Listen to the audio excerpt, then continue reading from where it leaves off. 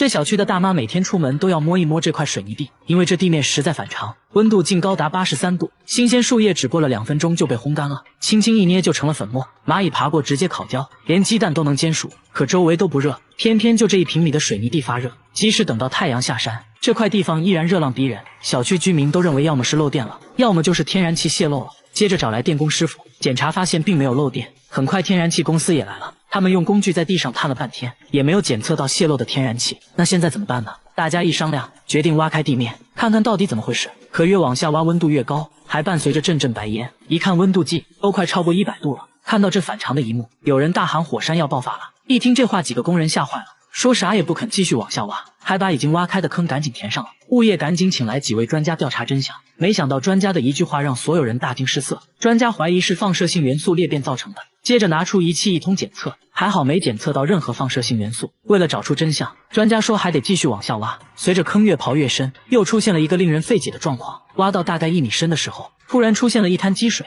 本來一直冒熱氣的坑慢慢就涼了下來，白煙一下子也不見了。各位专家也是一臉懵，大家商議片刻，說還得繼續挖。為了加快進度，大家又請來了鑽探隊。鑽探隊把一根長長的鑽頭打進了地下，一下就挖上來很多黄土，也就是說小区地下的土层非常鬆软。这時專家一拍腦袋，恍然大悟，說應該是地熱導致的。專家認為在小區地下幾千米處有一些很細小的地下裂縫，地球內部熱量通過縫隙順着鬆軟的土層跑到了地面，就造成了地面發熱的現象。至於挖掘過程中發熱現象突然消失，那是因為泥水混在一起形成了泥漿，這些泥漿在不知不覺中就把這些縫隙給堵住了，地熱也就被隔開了，所以地面自然又恢復到了正常溫度。農村大媽每隔2天就要買一條秋褲，卻常常沒有秋褲穿，因為她每天一睜眼，秋褲就會出現10多個破洞，10天內就爛了8條。就算是新買的秋褲，也是穿一條爛一條，而且爛的部位還驚人的一致。但同睡一張床的丈夫，秋褲每天都好好的，大媽百思不得其解。她之前都是睡在床的外側，出現這個情況後，還特意和丈夫換了位置，本以為沒事了，但秋褲還是每天都破。她覺得床上肯定有什麼小蟲子，趁她睡覺咬破的，於是把床翻了個底朝天，並沒有找到什麼蟲子。一氣之下更換了所有床單被褥，心想這次應該萬事大吉了吧。可萬萬沒想到，褲子還是照樣爛。這離奇的現象在村裡掀起了軒然大波，村民對着大媽的秋褲議論紛紛。他們猜來猜去，覺得這些洞很可能是老鼠咬的，但這好像也說不通啊。為啥老鼠不咬棉被，也不咬丈夫的秋褲，偏偏只咬她呢？而且家裡還養了一隻貓，整天就睡在臥室裡，所以不太可能是老鼠。由於他家後面就是山林，有村民提出會不會是什麼野生小動物咬的。於是大家在山上進行了仔細搜索，並且在房子周圍撒上了石灰。可幾天過去了，石灰上並沒有留下任何痕跡。這時上過高中的村民又說，會不會是某種化學藥物腐蝕導致的呢？但這個猜測很快也被否定了，因為褲子上沒有任何腐蝕留下的痕跡。真是奇了怪了，村裡有300多戶人家，為什麼只在大媽身上發生了這種事呢？會不會是因為得罪了人？丈夫說，如果是有人蓄意報復，唯一通道就是屋後的這扇窗戶，但窗戶非常結實，不可能有人能通過。一番分析下來，排除了能想到的種种可能，仍然找不到答案。但秋褲依舊每天破洞，事情變得越來越離奇。最後大家找來了專家，專家看着破洞邊緣形狀，認為很有可能就是老鼠咬的。至於為啥不咬丈夫的秋褲，專家猜測老鼠可能之前在打窩的時候用到了大媽一些衣物，就比如破襪子之類的，並逐漸對衣物上的氣味形成了條件反射。最近頻繁咬秋褲，可能是他又做了新窩，急需裝修，於是就出來尋找熟悉的氣味，就這樣看中了大媽的秋褲。我覺得這個解釋還是比較合理的。大媽肚子裡竟然長了一朵花，花瓣清晰可見，甚至還有花粉，每次上廁所都伴有陣陣花香，連工作50年的醫生都沒想到，這竟然是由於一件小事造成的。大媽說最近肚子經常伴有一股鑽心的疼痛，感覺有什麼東西正在肚子裡生長，來醫院通過胃鏡一看，果然發現了異常。剛開始呢，以為是未消化的生菜葉，但隨着檢查的深入，發現問題並不簡單，一朵完整的花呈現在眼前，花瓣花蕊清晰可見，檢查的過程中還脫落了一片花瓣，可以肯定這就是一朵真正的花，看着就像在胃壁上長出來的，而且胃壁上還發现了幾個奇怪的白點，還真有點像花朵的根莖，但胃裡怎麼可能開花呢？正常來說，即使花朵偶然進入體內，很快就會被胃液消化掉。醫生百思不得其解，接着詢問了大媽最近的飲食習慣。大媽說為了過年回家相親，最近呢在努力減肥，只喝了大量的水，沒事的時候就去修剪鮮花。然後我們就在花籃裡找到了同款花朵，大小一模一樣。我們懷疑她不小心吃下了花蕾，在胃裡正好開了花，但想想呢也不太可能。大媽還說自己修剪花朵的時候不斷打噴嚏。這時呢醫生想到了另一種可能能。醫生說，如果噴嚏碰巧打落了花朵，花朵就有可能掉進水杯裡，不小心就被喝了下去。正是因为喝了大量的水，胃液被稀釋，不足以腐蚀花朵，花朵就得以完整保存。为了验證这一猜測，醫生還做了測試，讓實驗對象喝了大量的水，隨後吞下幾朵花，接着來做胃鏡檢查。胃鏡裡果然看到了一片花瓣，繼續深入檢查，但始終沒有看到其他的花瓣。像大媽一樣保存完整的屬實罕見，醫生表示，一定是多種因素綜合在一起，才導致了這種巧合。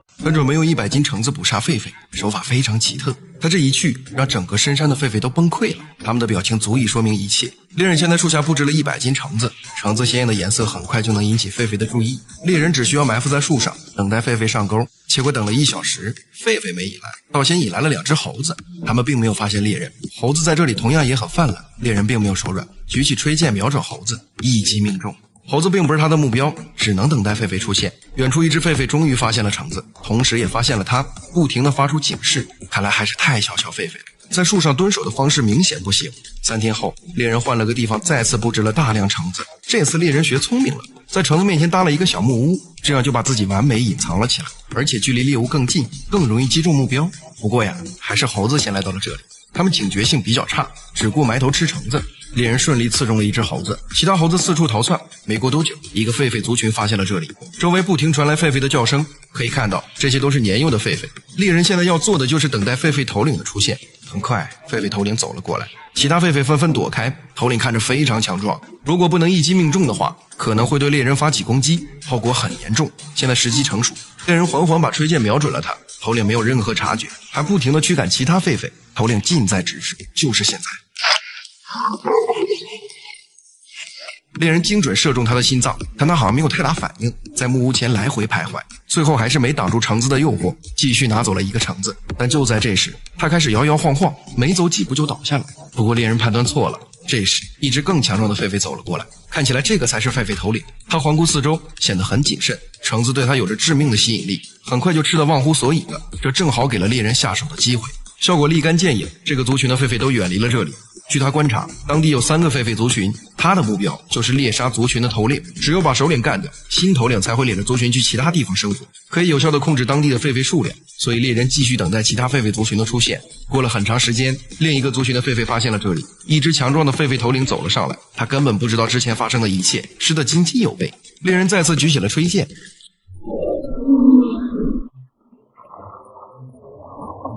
現在已經解決了2個族群，只剩下最後一個了。又過了很長時間，第3個族群終於出現，這個身材魁梧的肯定就是首領。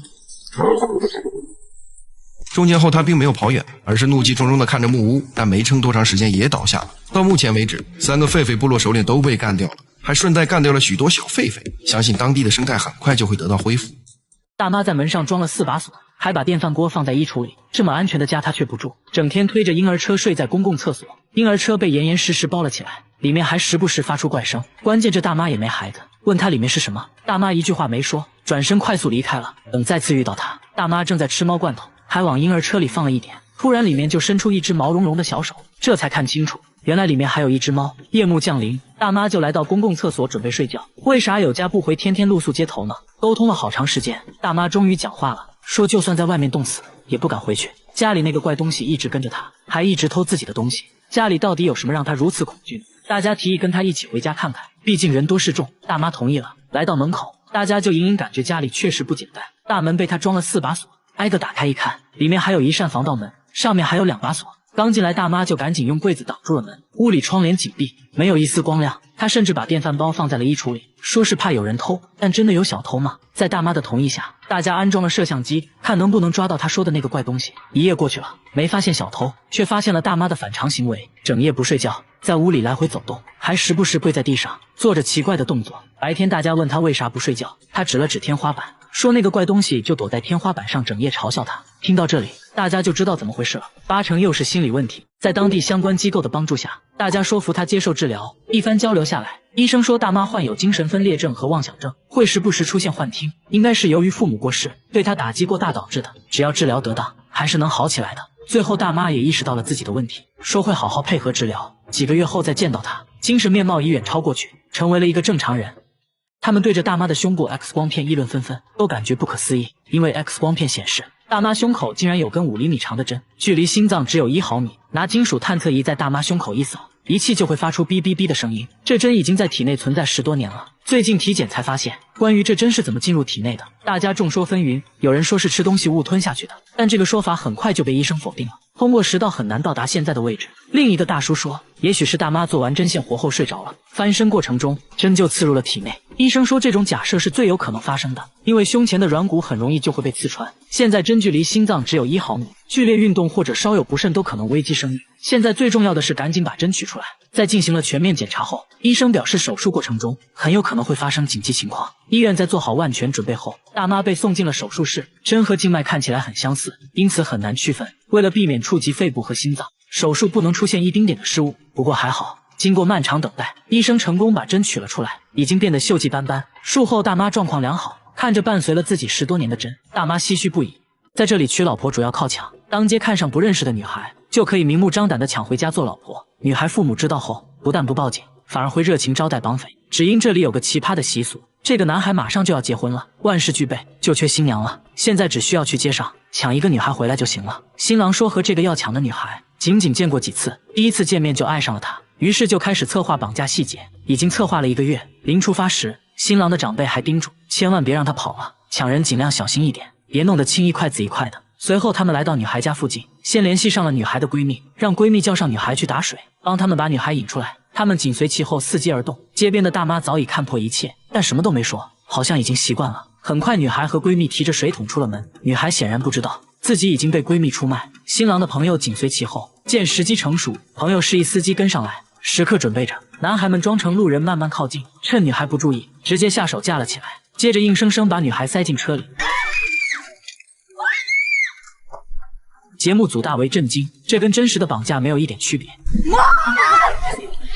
女孩聲嘶力竭地叫着媽媽媽媽，但周圍鄰居卻只顧着看熱鬧，臉上還笑嘻嘻的。面對一群陌生男人，女孩驚恐萬分，奮力反抗，但無論怎麼掙扎，都顯得那麼無力。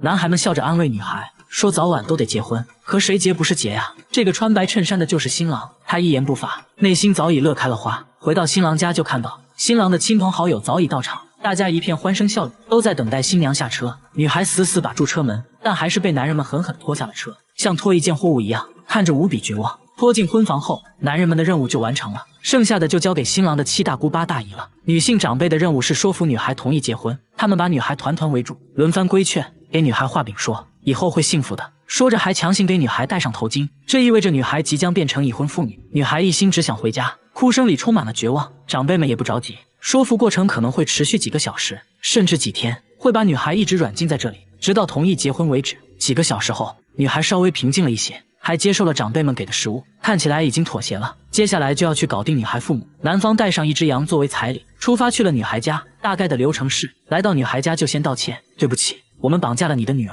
現在馬上就要結婚了，所以來給你說一聲。他們在門外等了好久，女孩父親終於開了門，顯然已經知道了怎麼回事，表情看起来很平靜，不僅收下了禮物，甚至還熱情款待了他們。女孩媽媽說，雖然感覺失去了一些東西，但還是很開心的，相當於自己多了一個兒子，還說自己就是被女孩父親綁來的。看得出來，這裡的人都已經接受了這種搶親傳統，認為這種搶親是很神聖的。最後為了孩子們的幸福，兩家人舉杯慶祝。從第2天開始，女孩就要承擔起照顧家庭的責任，忙前忙後照顧男方一大家子。記者看得很迷惑，感覺像是男方家裡新來了一個保姆一樣，但新娘並沒有任何埋怨，已經默默接受了這一切。在吉爾吉斯斯坦，綁架新娘是一種傳統的結婚方式，這裡將近1半的妻子都是搶來的，但其實也發生過很多女孩因為綁架後自殺的情況。當地也有很多人抗議這種陋習，但無濟於事，女孩們完全沒有選擇權。不知道這是不是女孩的悲哀。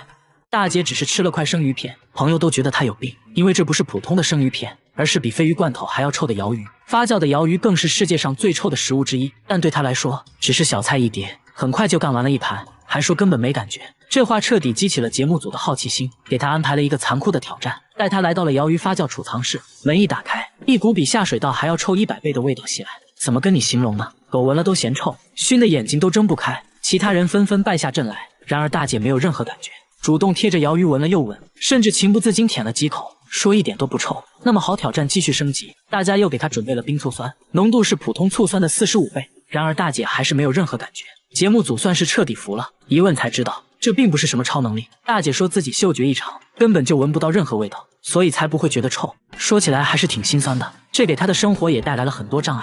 做飯常常會放入過量的鹽和辣椒，冰箱裡的食物壞沒壞，自己也無法從氣味中分辨，只能嘗了才能確定是否過期。但最嚴重的是，她經常會忘記關燃氣，天然氣泄漏自己也毫無察覺。大姐說自己如果恢復了嗅覺，最想聞的就是鰩魚的味道，想知道什麼叫做臭。抱着最後一絲希望，大家帶她來到大醫院，醫生說大姐的嗅觉功能已經完全喪失，屬於先天性缺陷，是無法恢復的。听到這些，大姐卻並沒有很傷心，說自己已經習慣了，聞不到氣味並不完全是壞事。她現在是養老院護工，平時工作就是幫老人換尿布之類的，因為聞不到氣味，所以工作起來很輕鬆，自己也很喜歡這份工作，把缺陷变成優勢。大姐還是很值得我們學習的。禿頭男人在暗网買了瓶生髮液，客服說非常好用，零差評。用完後他整個人都崩溃了，連眼睛裡都開始長頭髮，最後才知道為啥是零差評。使用說明一共3個步驟，先把頭髮剃光，再塗滿生髮液，最後戴上硅胶帽，等待片刻就能得到一头秀髮。其實他也沒期待有什麼效果，畢竟買都買了，那就試試唄。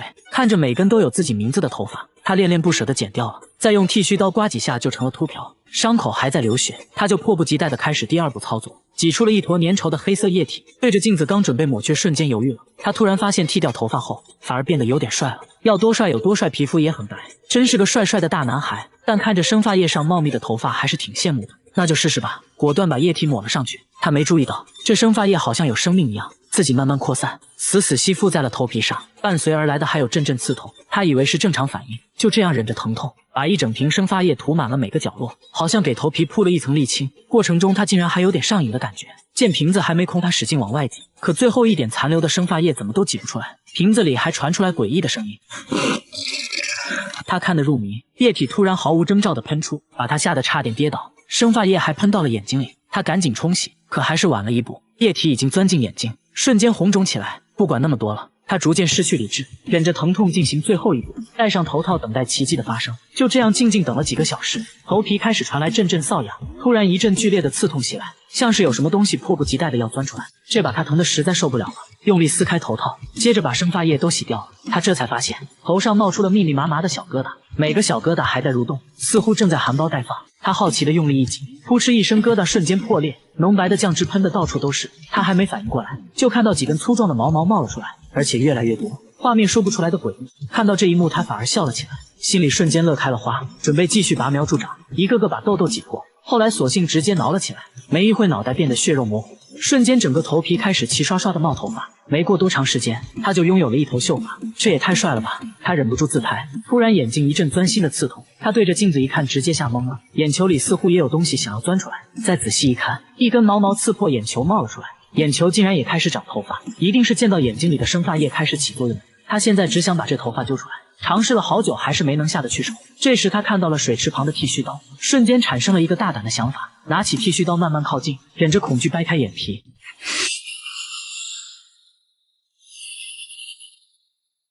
一刀下去，還真把頭髮刮掉了。可還沒高興一會，眼睛再次刺痛起来，整個眼球內都在冒頭髮，他疼得腳下一滑，直接撞昏了過去。吹風機也不小心被打開，在吹風機的持續加熱下，眼睛裡的頭髮肉眼可見的变長，連塑料浴簾也被點着了。幸運的是他終於醒了過来，這時他全身上下都長滿了濃密的毛髮，嚇得趕緊從浴室逃到客廳，打電話質問客服生髮液到底怎麼回事。電話還沒接通，火就衝了過來，家裡瞬間變成火海，最終他被大火吞噬。看着手中的生髮液，他这才明白為什麼这款產品沒有一個差評，因為用過的人都死掉了。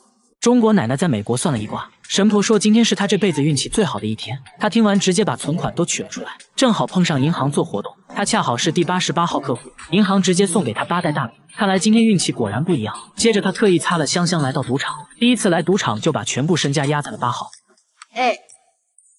想到這小球轉了幾圈，還真穩穩落在了8號，50塊瞬間變成了1000塊。奶奶乘勝追擊，直接100塊壓8號，結果小球還是很聽話的落在了8號，籌碼再次翻倍。看來今天真的是自己的幸運日啊！奶奶信心爆棚，直接將全部籌碼梭哈，全壓在了8號。這個玩法讓旁邊的老外看得心臟直突突，勸他冷靜一點。奶奶直接不理。轉盤再次轉了起來，不出意外，小球還是落在了8號，3000立馬變6萬。奶奶瞬間征服全場。這下周圍的老外算是徹底服了，奶奶則一臉傲嬌的開始玩其他項目。其實她不懂什麼遊戲規則，不管玩啥張嘴就是。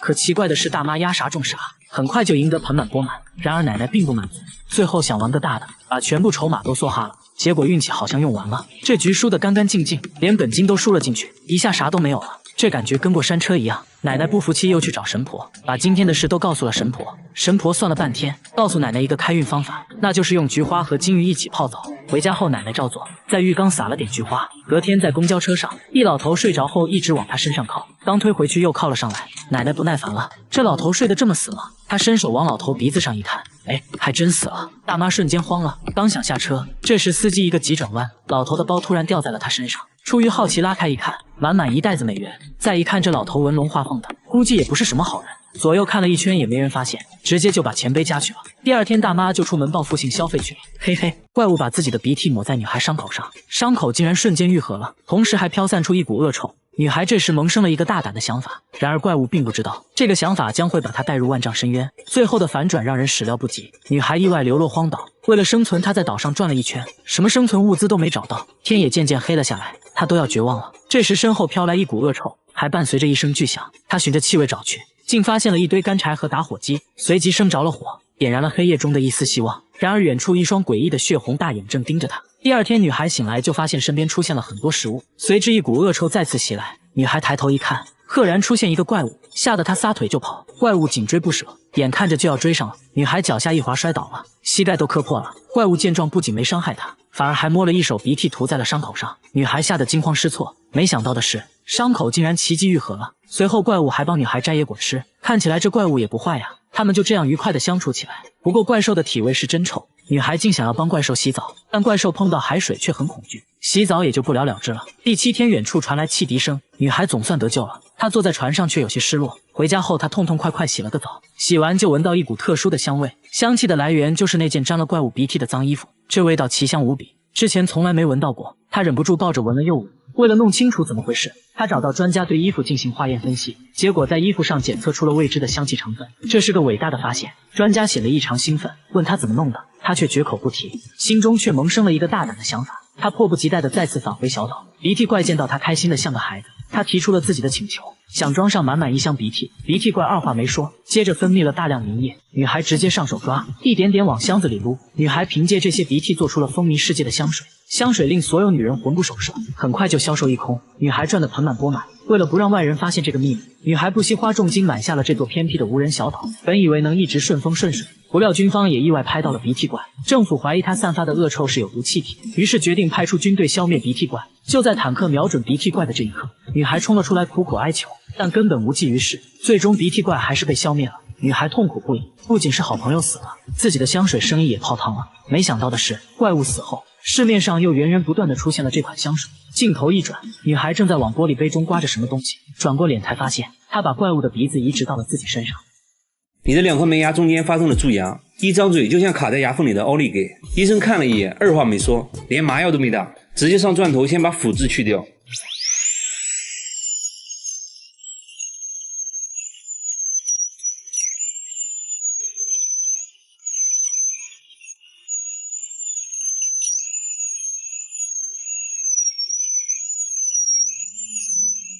醫生換了一種工具，繼續打磨邊緣部分，以便樹脂填充物能完美貼合牙齒。你比較幸運啊，蛀牙不是很深，沒有傷到牙髓，所以呢修補起來也比較簡單。接着塗抹酸蝕劑，經過酸蝕處理後，釉質表面在顯微鏡下呈蜂窩狀，能增強與填充樹脂的粘接強度。接着醫生塗抹粘合劑，你可能會聞到類似強力膠的味道。接着醫生使用光固化燈照射，讓粘合劑快速固化。接下來在牙縫中放置一個薄膜隔開。現在呢開始填充樹脂。樹脂的填充要循序漸進，每填充一點就要先等固化後再繼續填充，期間還要保持牙齒乾燥，所以呢醫生會對着牙齒一直吹氣。你牙齒可能感覺有點冷，再忍忍馬上就好了。填充完树脂後，接下來就要對表面進行打磨抛光，這時呢就要用到專用的條狀砂紙，先用粗面研磨，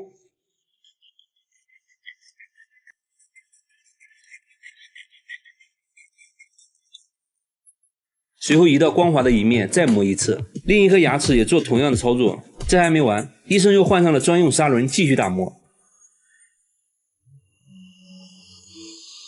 經過這一系列的操作，完全看不出修補的痕跡。到這裡蛀牙就修復好了，記得好好刷牙。你這顆牙已經爛透了，為了能啃骨頭，你準備花2萬塊錢種一顆牙。整個種牙過程需要持續半年左右，但最後的成品驚豔了我。首先呢，要把壞牙拔掉，牙齒比較鬆動，直接上鉗子，很輕鬆就拔了下來。现在呢，需要等待2到6個月，讓牙槽骨恢復生長，填滿空隙。6個月後開始進行種牙。第一步，進行斷層掃描分析，對口腔進行全面檢查以及確定種植方案。接着呢，進行麻醉和消毒。等麻藥起效後，醫生一刀就劃開了牙齦，掀開牙齦，牙槽骨就露了出來。這些大大小小的鑽頭都是用來在牙槽骨上鑽孔的。牙槽骨的表層骨質密集，比較硬，剛開始要選擇8毫米的小鑽頭预開孔。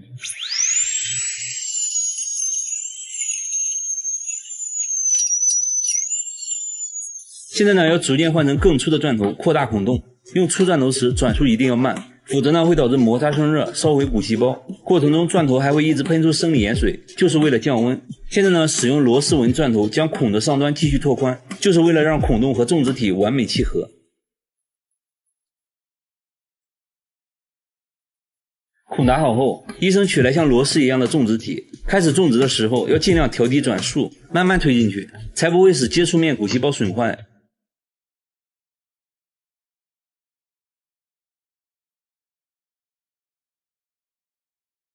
接着呢，還需要使用扭矩扳手將種植體擰到規定扭矩。現在要將愈合基台連接到種植體上，等縫合好牙齦，大概呢就是這個樣子。這時牙槽骨中的種植體會和周圍的骨細胞慢慢融合，這個過程呢叫做骨結合。現在只需要等待2到6個月。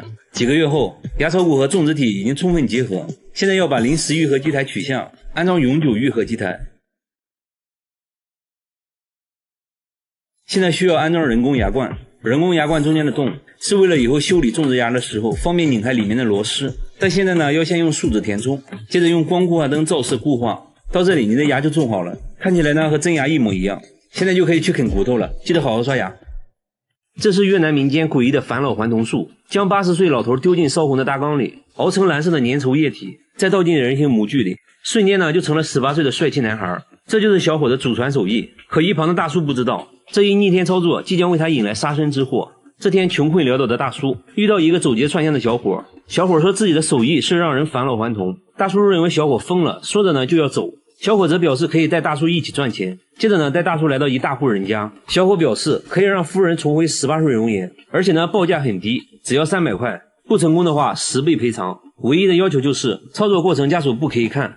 夫人半信半疑，正好呢公公已經在床上躺了3年，於是想拿公公練手看效果。小伙信誓旦旦保證要把公公變成18歲的帥氣男孩。他們一拍即合，立即開始了操作。小伙起鍋燒爐，把大缸燒得滾燙後，準備把老人放進大缸，這把大叔嚇壞了。小哥沒解釋太多，讓他照做即可，說絕對安全。事已至此，兩人合力把老人放進燒紅的大缸。大叔嚇得捂上了眼睛。就在這時，小伙在缸裡加了一種神秘液體，瞬間一切變得恍惚起來。小伙不停地攪拌，很快老人就變成了藍色的粘稠液體，還散發出陣陣惡臭，把大叔惡心得不行。小伙呢卻笑了起來，說湯熬得差不多了。接着呢把勺子遞給了大叔，讓大叔把藍色液體全部盛到人形模具裡。大叔看在錢的份上，忍着惡臭照做。隨後呢兩人一起蓋上蓋子，現在只需要靜靜等待5個時辰。1夜過後，模具開始晃動，動作越來越大，大叔嚇得連連後退。小伙呢卻笑顏逐開，看來那是成功了。打開模具，裡面的人噌的一下坐了起來，老人果然變成了一個帥氣男孩，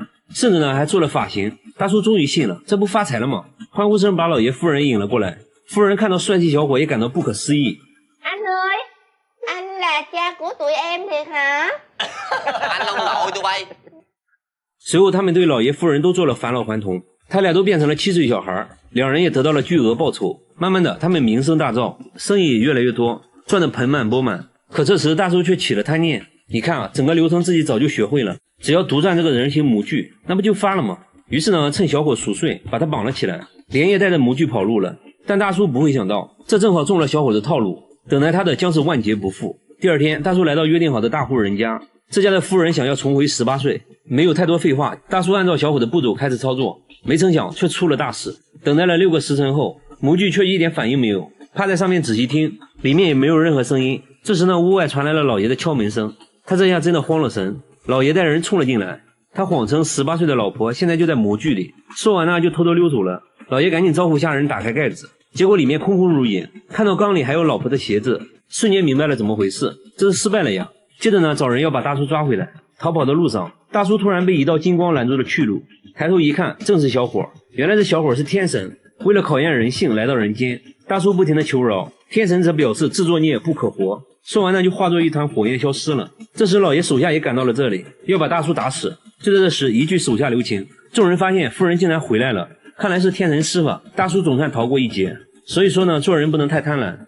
大媽去看中醫，大夫直接讓她掀起衣服躺床上，用紅外線燈照肚子，但大媽的肚子並沒有病，有病的是她的嘴巴，一天24小時都要張着嘴，一旦閉上就會不停打嗝，憋氣都不好使，完全不受控制，差不多每分鐘就要打20個，連續打嗝讓她嘔吐不止，嚴重時還會吐膽汁，就連吃飯都無法正常吞嚥，吃2口就要去廁所吐掉，整夜無法安心睡覺。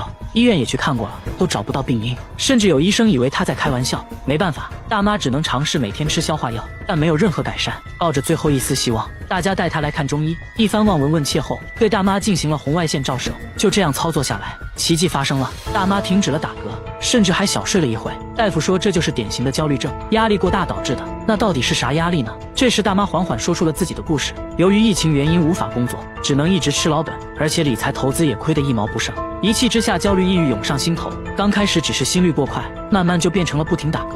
不過呢，最後在中醫的幫助下，他終於恢復了正常。看來還是中醫牛啊！大叔每次開車都要先去趟墓地，也並不是他想去，而是導航每天帶他去。明明前面就到家了，導航卻要求掉頭。那行吧，節目組決定跟着導航看看究竟。一夥人步行來到導航目的地，結果目的地就是一座墳墓。大叔倒也不慌，說這是自己母親的墳墓，1年前去世的。不過這事還是蹊蹺得很。從村子的地圖上看，墳墓距離家的位置很近，會不會是導航本身出了問題呢？大家找到維修師傅檢查，並沒有發現導航有任何問題。大家又測試了其他牌子的導航，結果都導航到了墳墓，導航沒有問題，那就很有可能是信號問題。畢竟家在山溝裡，信號肯定不太好。專家也說信號不好的話，導航結果會有1公里左右的偏差。為了驗證這個說法，大家導航了村裡其他地址，結果都準確無誤的到達。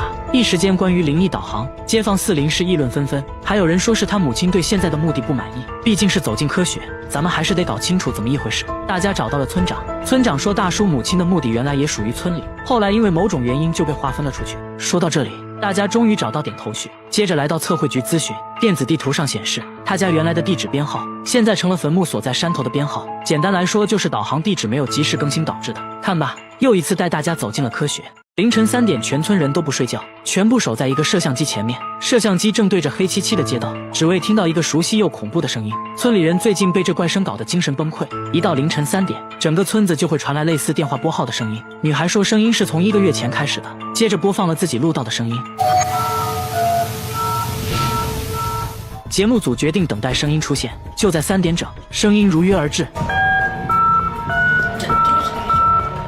聲音很明顯是從外面傳來的，於是第2天大家在村裡街道上都佈置了攝像機，想要拍到點什麼。凌晨3點聲音準時傳來，攝像機卻沒有任何發現。白天節目組在村裡轉了半天，教堂的廣播引起了大家的注意，但負責人說這廣播線路斷了，已經很久沒用了。很快村委會的廣播進入了大家的視線，不過村長表示也很久沒用了，但除了這2個可疑的廣播外，就沒有任何能發出這麼有穿透力聲音的設備了。節目組決定還是安裝攝像機監控一下。又來到了凌晨3點，聲音再次準時響起，這次大家確定聲音就是從村委會廣播裡傳來的。但詭異的是，此刻村委會裡並沒有人。村長說廣播設備只有自己有鑰匙，除了自己沒人能使用廣播。村長還給大家看了最近1個月的廣播記錄，一共就廣播過2次，但這聲音最近每天都有，所以肯定不是村長的原因。節目組又想到了專家，拿着錄到的聲音去分析，專家果然不一樣，直接從這聲音裡面聽出了對應的按鍵號碼，而且每個按鍵間隔都一致。專家說人類是無法做到這一點的，所以肯定不是人為的。那現在怎麼辦呢？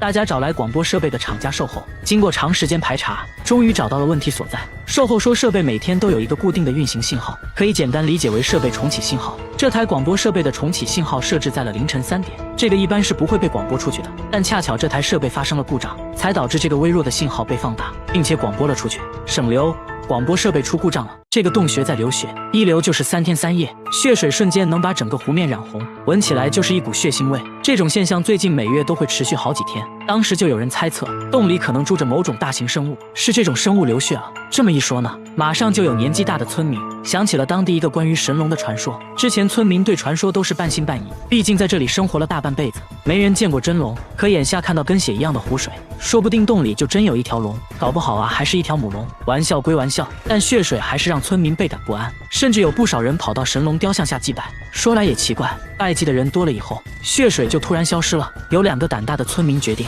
坐船進洞穴內一探究竟。隨着船漸漸靠近，水的顏色也越來越深，慢慢變成了深紅色。越往裡走，心裡越發毛。就在他們剛進入洞穴深處，就看到水面閃過一個黑影，2人嚇得落荒而逃。於是關於洞穴的流言又傳開了，不少人言之鑿鑿，說裡面肯定有龍。眼看這事越來越離譜，當地政府趕緊請來了地質專家，對湖水進行檢測，結果顯示水中的鐵離子含量異常高。專家表示，想要知道原因，就必須去洞穴裡找。接着一行人坐船進入洞穴，隨着不斷深入，專家發現其中有一塊岩壁的顏色明顯發紅，在岩壁上輕輕搓了搓，就把上面的紅色物質搓了下來，把這東西放入水中，清水立刻就變成了血水。專家研究半天，說這個紅色物質就是氧化鐵，俗稱鐵鏽。當地下水流過，就會把它一起帶走。一旦進入水中的鐵鏽增多，就會出現流血水的奇觀，水中的血腥味其實就是鐵鏽的味道。奶奶吃飯前要先擠一勺洗潔精，接着放進魚湯裡，攪拌攪拌，直接喝了起來。記者聞了一下，滿滿的肥皂味，奶奶卻吃得非常香。這還沒完，喝完湯，奶奶又拿着一片白菜葉來到廚房，對着洗潔精連按了3次，小心翼翼把洗潔精包起來，直接塞進了嘴裡。大家非常不解，為啥要吃洗潔精呢？奶奶說自己不能吃肉之類的高脂肪食物，如果要吃的話，必須提前吃點洗潔精，讓它在胃裡中和一下油脂。不得不說，這想法非常腦血栓啊。飯後，奶奶給大家講了自己年輕時候的事，大家終於懂了奶奶為啥這麼做。奶奶說，年輕的時候窮啊，工作又累又苦，得了胃病也沒錢去醫院。偶然的一次，不小心吃下了半瓶洗潔精，她覺得自己肯定活不了了，聽天由命吧。沒想到啊，這下不僅沒死，胃還不疼了，於是從那開始就一直吃。大家帶她來醫院檢查，醫生都覺得不可思議，胃裡竟然沒事，不過還是得戒掉洗潔精，如果胃痛的話可以吃藥緩解。奶奶也答應以後不會再吃。2週後，節目組做了個回訪，發現奶奶還在吃洗潔精，大家又給奶奶科普了一番，要相信科學。1個月後，節目組再次回訪，這次奶奶終於戒掉了洗潔精，只不過吃藥又吃上癮了，大家千萬不要模仿哦。大媽只是穿了件紅衣服，所有人都驚恐地看着她，全都是因為她的指甲，她的指甲比你的手還長，足足有12厘米，小拇指卻顯得格格不入。她說小拇指是專門用來摳鼻屎的。大媽不僅指甲長，頭髮也很長，甚至都能拖到地板上，即便是鄰居在晚上遇到大媽也會被嚇到。大家都想不通，她為啥要留這麼長的指甲，而且指甲還給她帶來了諸多不便。洗頭就只能用小拇指撓一撓，打字也只能借助鉛筆，包橘子要用鑷子，甚至手套都要先開個洞才可以。她還要花大量時間保養指甲，一瓶指甲油只夠用1次，完事還要給指甲戴上保護套，以防折斷。出門都要把指甲護在胸前，指甲帶來了諸多不便。但為啥要留呢？大媽說自己留指甲都是因為一個夢。原來大媽從小就喜歡打扮，有天她做了個夢，夢中人告訴她，無論發生什麼都不能剪指甲和頭髮，否則就會遭遇不幸。剛開始大媽也沒當回事，這不就是個夢嗎？但說來也是奇怪，從這之後，每當剪指甲就會心跳加速，剪完指甲就真的會生病，也不知道因為什麼原因。後來出於敬畏之心，就開始留指甲了。為了讓指甲顯得不那麼詭異，大媽去做了美甲，畫上萌萌的圖案，這樣就顯得可愛多了。第一次見面，大叔就在陌生人面前脫掉了襪子，這才看清大叔根本就沒有腳指甲。不僅如此，他連手指甲也沒有，指甲的位置光禿禿的，地上的小東西根本撿不起來。開易拉罐是最痛苦的，更難以置信的是，他不能用玻璃杯喝水，一拿起來就會滑下去，杯子在手中反覆滑落。節目組懷疑大叔是故意的，大叔卻說自己沒有指紋，光滑的東西根本拿不住。大家一起按手印，大叔的手印模糊一片，真的看不到任何紋路。由於缺少指甲的保護，輕輕按壓手指就會帶來劇烈疼痛。然而大叔的工作卻很依賴手指，他是一名汽修工，工作需要一直動手，就連纏個線圈都會疼痛難忍，哪怕一個小小的失誤都會給他脆弱的皮膚造成不小的傷害，手上也總是傷痕累累的。因為要養活一家老小，他就這樣忍着疼痛工作了30年。醫生說他患有一種名叫大疱性表皮鬆解症的罕見疾病，由於是遺傳性的，所以沒有根治方法。其實這些大叔都無所謂，他在意的是女兒。女兒出生的時候，他做的第一件事就是檢查女兒的手指，看到女兒有着正常指甲，大叔激動地哭了。他不想讓女兒承受和自己一樣的痛苦。現在大叔最喜歡做的就是幫女兒剪指甲，女兒也很懂事，每天都會幫父親包紮傷口。상처 보면 어때요? 커튼시라고 안 다치게 안 다치게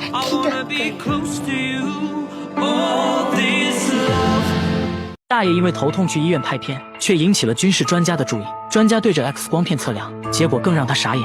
大爺腦袋裡竟然有一顆子彈，而且是軍隊常用的7.62毫米子彈。子彈已經在腦袋裡存在了50多年，但大爺本人完全不記得子彈是怎麼進入頭部的。既然是軍隊常用子彈，那大爺肯定與軍隊有着某種聯繫吧。大爺說自己年輕時參過軍，打過仗，頭部也受過重傷，後來慢慢恢復了，完全不知道裡面還殘留一顆子彈。那為什麼被子彈射中，他還能活下來呢？這很不科學。專家說是有這種可能的，子彈應該屬於榴彈，也就是經過障礙物反彈的子彈，不在有效射程內，所以才沒造成重大傷害。而且子彈的位置在額葉右側，這部分沒有太多功能，這就是為什麼之前沒有明顯症狀的原因。但現在有個棘手的問題，子彈距離大腦關鍵區域只有5毫米，要想把子彈取出來，很可能會造成更大的事故。而且大爺今年70多了，暫時沒有太大問題，醫生建議保守治療，平時頭痛的話可以吃點藥。大爺也覺得，既然子彈在腦袋裡待了50年了，也不差這幾年，就讓他安靜地陪我到老吧。